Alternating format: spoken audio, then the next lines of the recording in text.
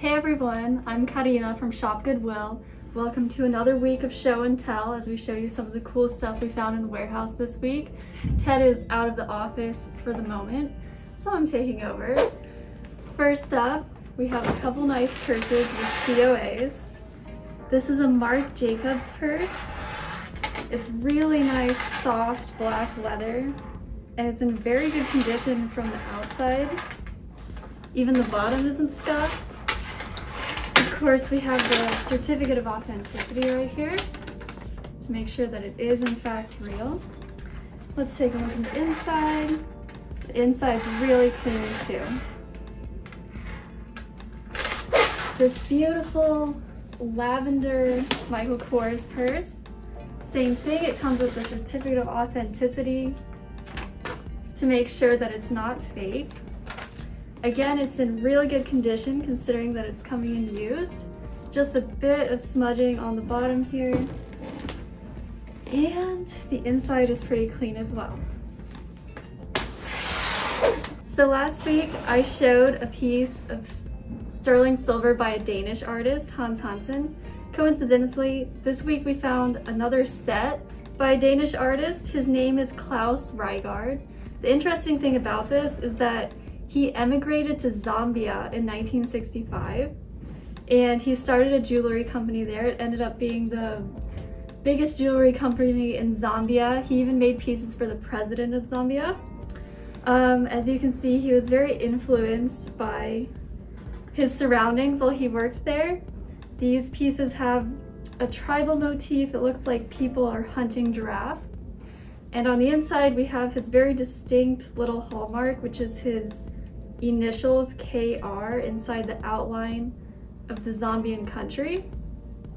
He did end up returning to Denmark, but while he worked in Zambia, he made quite a range of interesting pieces, and we were lucky enough to find these two. So this is a Tiffany necklace. We find Tiffany pretty often, but we've never seen one like this before. Almost everything we find from Tiffany is just purely 925 silver. This is actually has a 925 silver clasp with the Tiffany marking on it, but these beads are made of white Dolomite. So it's like a semi-precious stone. At first glance you think it's just glass, but when you look closer you can see the stone's texture and it definitely feels a lot heavier. I looked this up and found it on a few other sites. It's going for between $400 to $500. Tiffany, of course, is always pretty pricey, especially a less common piece like this. So one lucky bidder is going to be pretty happy with this piece. Hi everyone, thanks Karina for taking over while I was a little bit busy there. All right, let's go through what we have here. This is Ultraman. Now, Ultraman is from Japan, and he fights against Kaiju, all right? And Godzilla is a Kaiju, but he's not in that same universe. So they fight against these types of things. And there's all sorts of different Ultramans. As you see, they have like different guys. These look like they're straight from Japan, which is really cool. They're a little bit older too. There's an Ultraman. There's another Ultraman. This is Kamen Rider. And this is, he's from an anime from Captain Harlot. So he's not really Ultraman, but we're gonna put him in there anyway. I just thought that these were really cool. So Ultraman is a guy that got the powers, and then he turns into this giant robot that fights against these giant monsters. And it actually ran in the US in the 50s. It was a series in the 50s. So it's kind of like the pre-Power Ranger type deal. You know, they had the costumes and they did a lot of karate and then they had lasers coming out and all that stuff. So be looking for that. So we have some cars. Very, very old Hot Wheels. This one is a red line. So that's a red line because it has that little red thing around the car. Around the tire, I'm sorry. Around the tire. So red lines are worth a lot. And we have a ton of them. Even these things are kind of like the old plastic. And Oh my goodness. Look at that. These are just fantastic. And we got a ton of them. Now these will probably be going through. I don't know if we're gonna list them as a lot, but there is a ton of cars in here. And you can just see that age in them. You can just see, oh, here's another red line. The Hot Wheel people are like, oh, that's another red line. The back of this one opens. What year is this one? Can I see that with my eyes? Magnifying glass, because I can't even see it. This is 1969. 1969. I wasn't even born in 1969. And wow, got a double-decker bus. Really nice. Looks like, I mean, these are all from the 60s. These are just, this is phenomenal. I don't know how they're gonna break these up, but be looking for those. So, you're probably right, it doesn't look like ice skates. This is how you would ice skate. They hooked onto your shoes like this, and then you tie them up, and you go ice skating.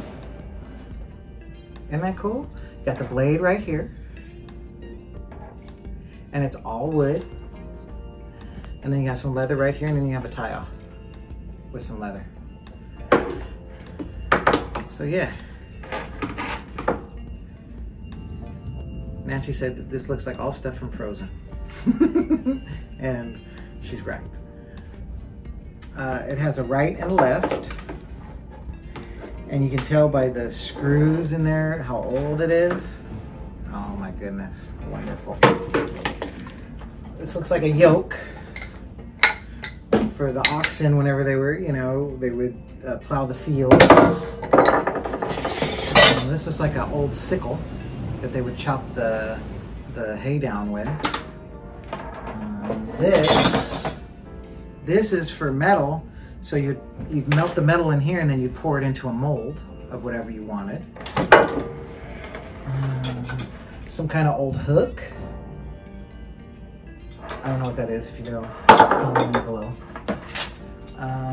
This hooks up to the yoke, and this one hooks up to the yoke. So they have an old saying, you have to be equally yoked, because if you had one cow or bull that was stronger than the other, your lines would be like this. They have to be able to go steady, and that's how you have to be in your marriage too. All right, you have to be. That's a saw, and this looks like another thing to the yoke.